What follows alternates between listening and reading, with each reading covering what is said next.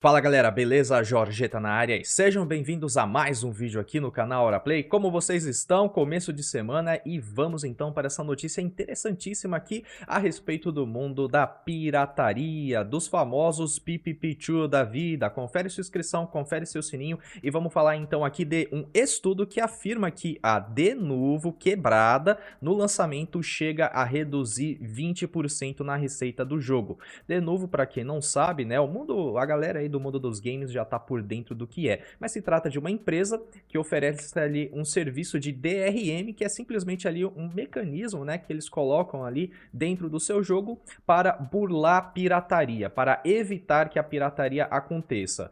Dá muita dor de cabeça em algumas situações, em outras nem tanto assim, e na verdade tem jogos que utilizam, né, os serviços da Denuvo aí, são lançados e não traz tanto problema assim no quesito aí de atrapalhar a performance do jogo ou até mesmo o boot, né? Porque a gente tem várias politicagens que algumas empresas tentam usar, não necessariamente usando de novo, mas por exemplo a Ubisoft que fala assim, ai, para você jogar nosso joguinho você tem que estar logado no nosso site e tal. Então tem umas frescuras bem chatas, né, de algumas empresas, principalmente aí, né, do ramo dos AAA, que hoje em dia não tão tipo AAA assim, né, mas a gente, né, se eles falam que é quádruplo A, né, Ubisoft, a gente aceita.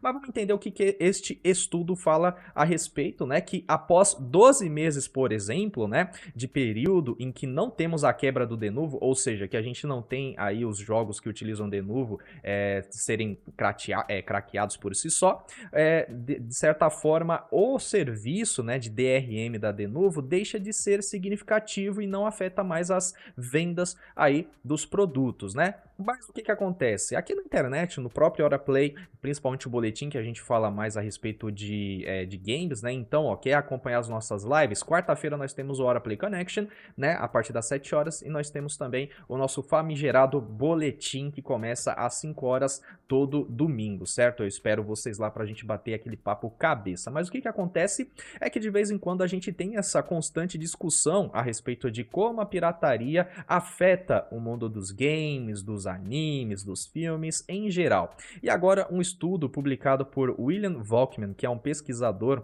aí da Universidade da Carolina do Norte, ele buscou aí descobrir qual é o real efeito da pirataria para aí os jogos. No caso, ele examinou 86 jogos diferentes protegidos com o Denuvo, os quais foram lançados entre 2014 e 2022, utilizando dados do Steam. O pesquisador então comparou o sucesso dos jogos que tiveram Denuvo quebrado na primeira semana, né? Então, tipo, nós temos as comunidades aí, né, dos cracks da vida, e eles conseguem, assim, obviamente depende muito de qual é o jogo, depende muito ali também do esforço e da necessidade e tal, tem diversos fatores, mas tem sim jogos que mesmo utilizando o Denuvo, conseguem ser pirateados, assim, nas primeiras semanas, tá ligado? Isso aí realmente acontece. Bom, mas o que acontece é que esses jogos então que tiveram de novo quebrado na primeira semana e também aqueles que demoraram mais tempo para terem aí o código do DRM quebrado, ou até mesmo aqueles jogos que até hoje não foram pirateados, que até hoje se você quiser jogar você vai ter que ir lá comprar realmente a versão oficial através de lojas como Steam, Epic e afins. Bom, estes dados levaram à descoberta de que, né, a receita dos jogos pode diminuir, mas na primeira semana, né, digamos assim, seria aonde este prejuízo seria mais significativo. Como vocês podem ver no gráfico aqui, o eixo X são as semanas após o lançamento do jogo e no eixo Y aqui é a porcentagem de receita inicial. Como vocês podem ver, essa linha preta é a receita do jogo, né, ou melhor dizendo, é a média, né, das receitas dos jogos que não tiveram o seu Denuvo quebrado, né, ou seja, que não foram pirateados. Daí a gente tem aqui a primeira parte dessa linha vermelha aqui, que mostra que se o jogo for pirateado, quebrado, né, tiver o DRM ali corrompido já na primeira semana, aí a receita do jogo, né, inicial cai cerca de 20%, segundo o estudo aqui do nosso consagrado, tá, gente? 20% é muita coisa? Com certeza, certo? Mas lembrando que aqui é um estudo mais singular, é só analisando o DRM DRM, é só analisando os jogos que utilizaram Denuvo e afins, não temos outros parâmetros aqui. Porque, por exemplo, eu já falei pra vocês, a gente tem uma preocupação também aqui, né, no mundo dos games e afins, que a gente discerne aqui, principalmente lá no boletim, todo domingo, a partir das 5 horas, de que a pirataria por si só, ela tem um viés importante que é o da preservação de jogos, né? Nós temos todo esse debate porque, por exemplo, a Nintendo relançando versões HDs de jogos, por exemplo, do Super Nintendo para o Nintendo Switch, mas mesmo assim eles cobram o olho da cara para poder jogar esses jogos. Tem também toda aquela treta da Nintendo ter derrubado, né, ameaçado derrubar o Emu Paradise, que era onde a gente conseguia, né, boa parte das ROMs ali de jogos dos consoles da Nintendo e afins, e de repente a Nintendo lança aquela coletânea que você vai ver a assinatura do código fonte, código base lá do jogo, e de repente você descobre que era o mesmo código das ROMs que a gente tinha no Emu Paradise. Tem coisas muito esquisitas, a gente já teve um debate longevo a respeito dessa questão. Mas a grande questão é realmente preservação de jogos. Nós temos, por exemplo, algumas lojas, além de Steam e Epic, que também vendem jogos, mas sem o famoso DRM, sem essa proteção aí contra a pirataria. E a que mais consagrada, né, que a gente consegue viabilizar é a própria GOG, que pertence à CD Projekt Red, que é aí a desenvolvedora de The Witcher e também de Cyberpunk 2077. E ambos os jogos não tiveram de novo no seu lançamento, porque eles eram vendidos principalmente através da própria loja lá da GOG, então eles não colocavam nenhum tipo ali de tranca, né, contra a pirataria. Lembrando, né, que a própria CD Projekt Red, ela começou sendo ali, na verdade, um grupo que pirateava jogos. Olha só que coisa interessante, né, cara? Então, tem toda essa questão também da preservação dos jogos. Mas o estudo, como vocês podem ver, ele mostra que depois de um certo período, a diferença entre o jogo não craqueado e o jogo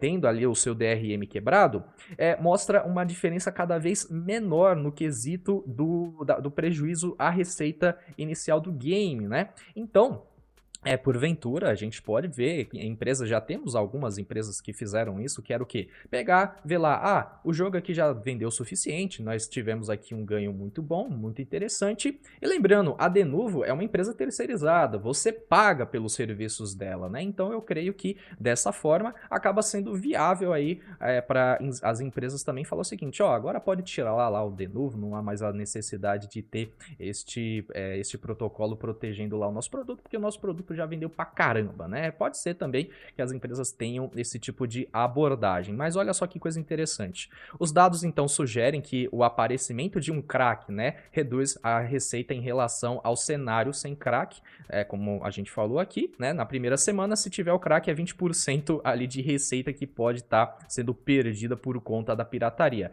E de acordo com ele, então, um jogo craqueado 6 semanas após o seu lançamento tem uma queda ali na venda de 5% na média. Após 12 meses, o efeito é praticamente negligenciável, então os desenvolvedores poderiam eventualmente remover aí os DRMs impopulares, porque, mais uma vez, existe também aí uma porcentagem que pode ser levada em conta de prejuízo, digamos assim, na performance de vendas dos jogos, que é o Denuvo atrapalhar mais do que ajudar ambas as partes, que é o que? Beleza, eu vou proteger o produto de ser pirateado, mas eu também vou facilitar com que o jogador possa jogar ele sem muitos alardes, que, por exemplo, eu paguei 400 pau no meu jogo que tem DRM da Denuvo. Caraca, velho, eu tô com problemas na minha internet aqui, não vou conseguir fazer as coisas, quer saber? Vou jogar meu joguinho.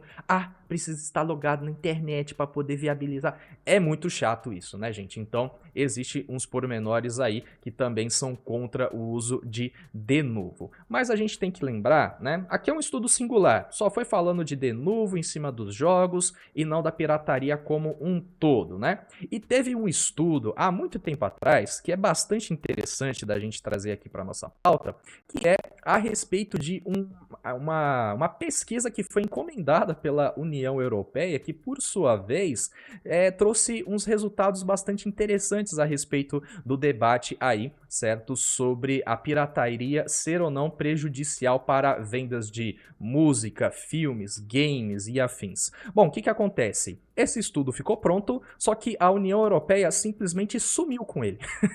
É isso mesmo, porque os resultados chegavam a uma conclusão que a pirataria tinha uma influência mínima na performance de vendas aí, certo? Dos produtos e serviços. Bom, só para eu passar para vocês aqui, a Comissão Europeia então suprimiu um estudo de 304 páginas a respeito do impacto da pirataria na música, livros, videogames e filmes protegidos por direitos autorais, possivelmente porque os resultados da pesquisa concluíram que a pirataria não tinha nenhum impacto negativo. Bom, no caso, a empresa escolhida para reger, né, essa pesquisa foi uma holandesa chamada Ecory, que realizou a pesquisa tentando determinar a influência da pirataria nas vendas legais de produtos protegidos por direitos autorais, e após meses de investigação, a empresa apresentou um relatório de 304 páginas à União Europeia em maio de 2015. No entanto, os resultados da pesquisa nunca foram revelados a público, mas calma que tem um roundabout aqui, temos uma reviravolta. O que acontece? É um plot twist, né, na verdade. O relatório observou que os resultados não mostram evidências estatísticas robustas a respeito do deslocamento de vendas por violação de direitos autorais. Continuou dizendo que isso significa necessariamente que a pirataria não tenha efeito, mas a análise estatística também não revela que exista um efeito significativo. Além disso, o relatório afirmou que os streams ilegais podem levar aí a galera a comprar os jogos de forma legal. Isso aqui é interessante porque a Nintendo digamos assim, cara, mais uma vez, o Japão, a gente tem ali, cara, leis extremamente rígidas no que tange ali proteção de direitos autorais, ao ponto de quem pratica pirataria e afins pode pegar uma cadeia, velho, assim, ó.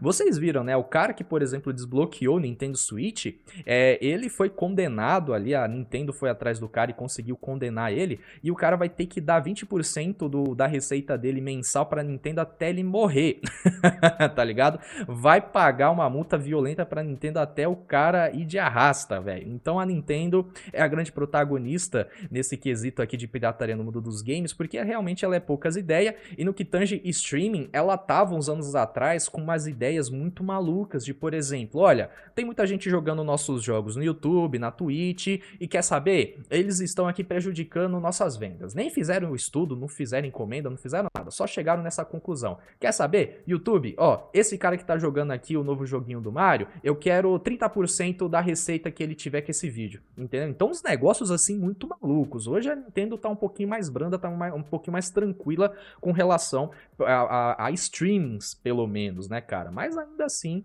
ela pode simplesmente virar a chavinha e decidir que tudo é meu, entendeu? Tem que ter licença, tem que virar meu parceiro, tem que me dar parte do seu dinheiro, porque senão o que você tá fazendo realmente é pirataria, certo? Mas, mais uma vez, cara, uma pessoa que, por exemplo, tem curiosidade, um cidadão leigo, por exemplo, que não sabe muito de games ou alguma coisa assim, pode falar o seguinte, cara, eu me interessei, por exemplo, pelo The Witcher 3, não conheço nada, mas eu quero ver se o jogo é bom. Vai lá, cara, atrás de um youtuber que, por exemplo, ele respeite, que ele goste, e aí fala, poxa vida, esse cara aqui jogando o jogo mostrou o jogo e parece que o jogo realmente é bacana, vou comprar, entendeu? Então existe sim um efeito aí, certo, dos streamings, entre aspas, ilegais, que ajudam, que alavancam aí as vendas aí, certo, dos consoles, dos jogos e afins, simplesmente pelo fato de que isso aqui é praticamente uma propaganda gratuita. Tá ligado? É literalmente, você faz lá com que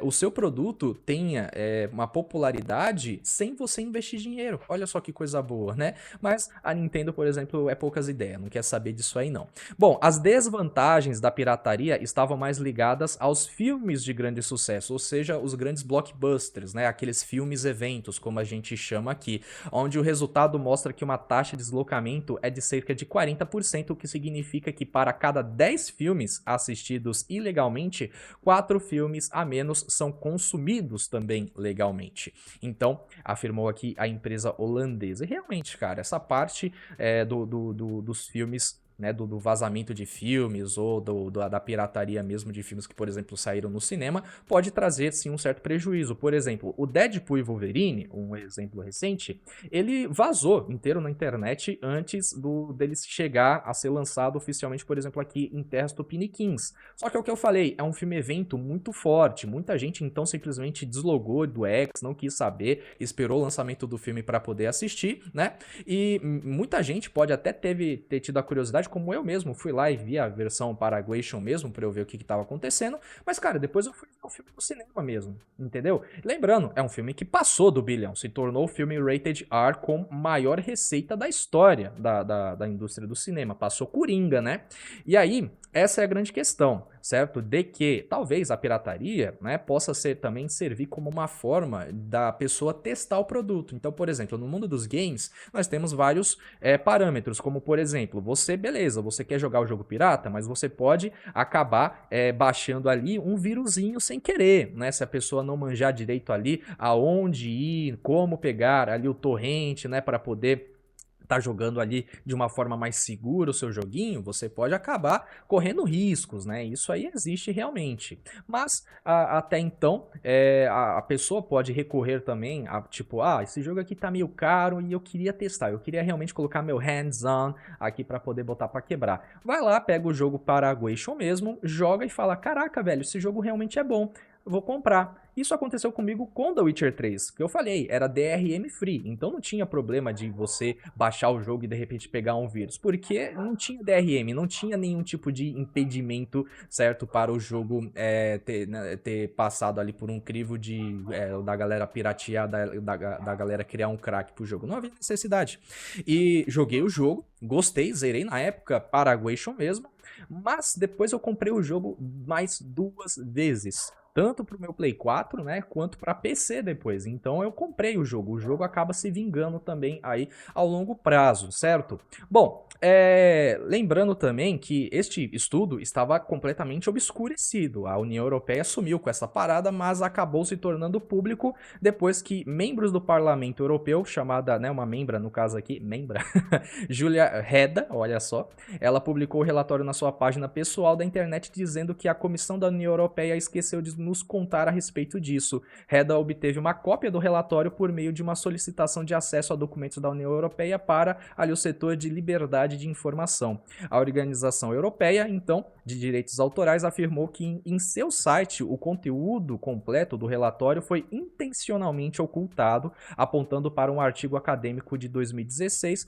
de 2 funcionários da comissão, onde eles falavam de pirataria de filmes e a venda deslocada na Europa, certo? E aí, mencionou apenas a parte do relatório da Ecory que destaca a relação entre pirataria e vendas perdidas de filmes de grande sucesso e exclui as outras conclusões também desse relatório. É o famoso, é a famosa falácia do atirador do Texas, que é o quê? Eu vou pegar somente aquilo, né, que ajuda no meu discurso, certo? E eu vou ignorar todo o resto que vai trazer ali pontos contra a minha opinião, né, cara? Então, realmente, canalice, né? Mas eu quero saber de você, meu querido Nerdola, meu querido da hora. Porque, olha só que coisa interessante. Eu fui lá no nosso querido Copilot, aí, a IA da nossa querida Microsoft, e eu perguntei para ela quais seriam as opções que as empresas poderiam trazer, né, poderiam ofertar para conseguir, né, atrair mais o público para os meios oficiais de vendas dos seus jogos, sem recorrer ali a serviços como Denuvo. E ele me apontou 6 pontos aqui, como por exemplo, serviços de assinatura, oferecer conteúdo exclusivo, atualizações e bônus para assinantes pagantes, pode também incentivar os jogadores a comprarem a versão legítima. Por exemplo, nós temos o Game Pass, é um serviço de assinatura, né? Obviamente tem uns contras, né, que talvez, eu digo que a pirataria talvez seja menos danosa para um jogo do que o lançamento dele no Game Pass. Outra coisa que também pode prejudicar aí a sua receita, né, com o seu joguinho é a famosa e bendita exclusividade. Assim, para a Sony, a gente já sabe que não tá muito bem, né? Porque alguns jogos recentes, como por exemplo o Homem-Aranha 2, né, custou mais de 300 milhões para ser produzido aí, certo? Agora, para uma second party, né, que pega e é chamada ali pela Sony para poder fazer um jogo temporariamente exclusivo para o seu console, talvez seja mais danoso, mais custoso aí a longo prazo o lançamento de um jogo sendo exclusivo ou até mesmo o jogo sendo lançado de forma exclusiva dentro de serviços de assinatura como o Game Pass.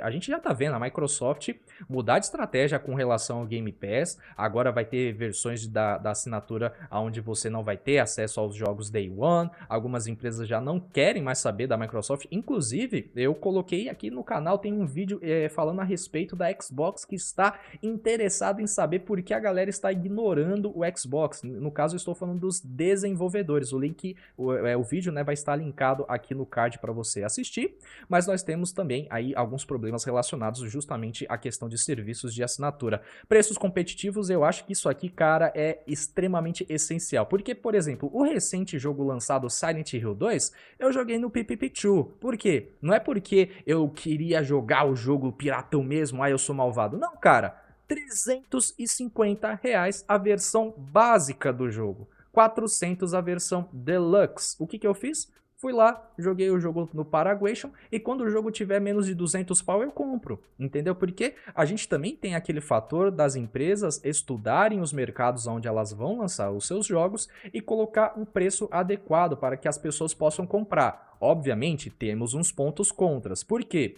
O Horizon Zero Dawn, quando chegou no PC há uns tempos atrás, a Sony, por sua vez, fez esse esquema de estudar os locais ali e lançar um preço adequado para determinadas regiões. Só que o que aconteceu? O jogo, por exemplo, aqui no Brasil, estava barato, estava R$99 a versão ali lançada para PC. O que aconteceu? Algumas pessoas, né, assim, eu digo mau caráter mesmo, né, de outras regiões do globo, simplesmente viram, pô, peraí, eu vou pagar aqui $60 num jogo que no Brasil tá custando tipo 15?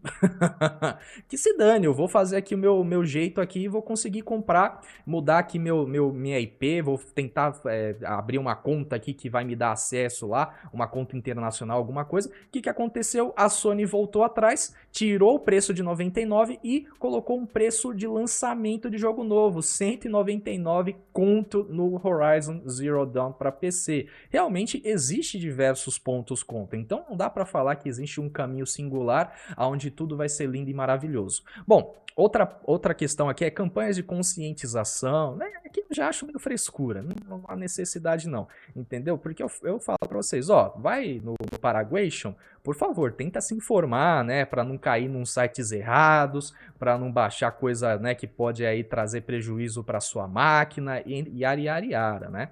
Outra coisa que é experiências exclusivas, é interessante sim, você fala assim, ó, você pode comprar aqui na pré-venda, né? Assim, eu não recomendo muito que ninguém faça pré-venda jamais, né?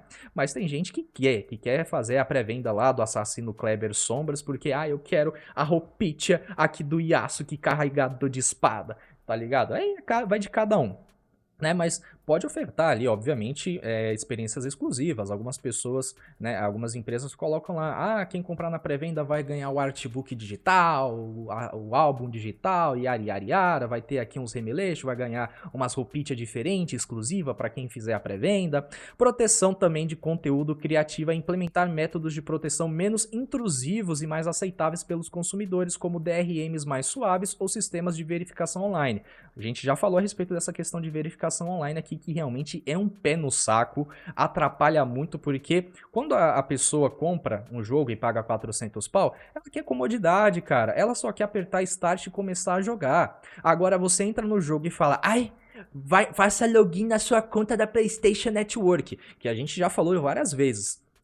Cai constantemente a PlayStation Network, vazamentos de dados de tempos em tempos, entendeu? Então a Sony, assim, voltou atrás, é o Divers 2 mesmo lá, mas ela já falou, ai, quer jogar o God of War Ragnarok e tal, vai ter aqui o login online e tal, tiraram isso, voltaram, nem sei em que patamar está essa questão. Então veja, gente, que é um debate longevo, beleza? A gente consegue chegar a umas conclusões aqui? Consegue. Beleza, você pode lançar o seu jogo com um sistema de DRM, que você paga lá para uma empresa especializada e afins, mas a empresa pode querer também tirar esse serviço quando o jogo já alcançar ali patamares mais adequados para a receita legítima do seu game. Beleza, meu jogo aqui fez um lucro que na nossa margem estava estipulado em tantos milhões, passou, tamo junto, tira o DRM, daqui para frente é só lucro mesmo, entendeu? Então não há mais necessidade da gente pagar essa empresa terceirizada pela licença do seu serviço de DRM. Beleza? Mas é bastante interessante esse debate aqui a respeito do Paraguation da vida. E você, meu querido nerdola da hora, o que acha, né, aqui do estudo do nosso consagrado, né, a respeito aqui da receita que tem um prejuízo de 20% e também da pesquisa da União Europeia, que foi mais longeva. Aqui a gente está falando de um estudo de um cara apenas de uma universidade, beleza, ele tem um certo cacife, mas é bastante diferente de um estudo, né, um gráfico ali resultante, é bastante diferente de um estudo de mais de 300 páginas de um órgão que tinha vários profissionais analisando dados estatísticos. Bora bater aquele papo sensacional aí nos comentários que a gente sempre faz, certo? Mandando aquele salve pro pessoal aqui, mas antes de tudo, cara, deixa aquele like, confere sua inscrição, confere o sininho, comente, compartilhe. Um salve para os membros da Hora, Supremos, Breno, André, Kleber, Marcos, Lendários, Wagner, Renato, Emir, tamo junto demais os topzeiros também e nos vemos em nosso próximo bate-papo. Valeu, galerinha, tchau, tchau.